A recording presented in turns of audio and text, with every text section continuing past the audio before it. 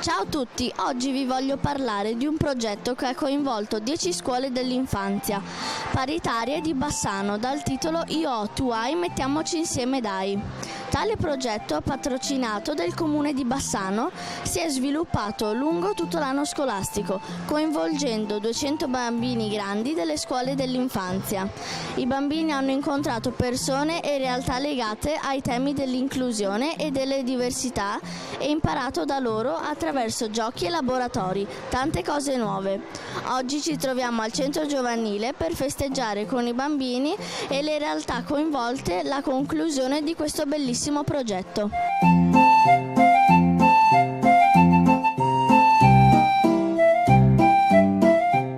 Ci racconti un laboratorio che hai fatto? Abbiamo fatto i cookie con l'argilla. La carta l'abbiamo messa nell'acqua, poi l'abbiamo schiacciata e abbiamo fatto il foglio. Siamo andati a fare la pizza.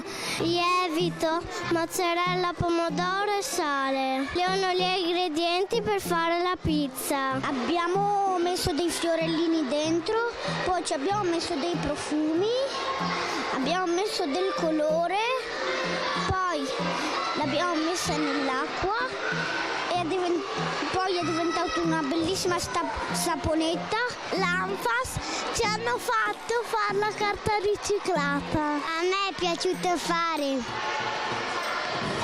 la saponetta, anche a me mi è piaciuto fare la saponetta e l'abbiamo regalata alla mamma. Alla fattoria didattica ci hanno fatto fare un gioco che avevano fatto nascondere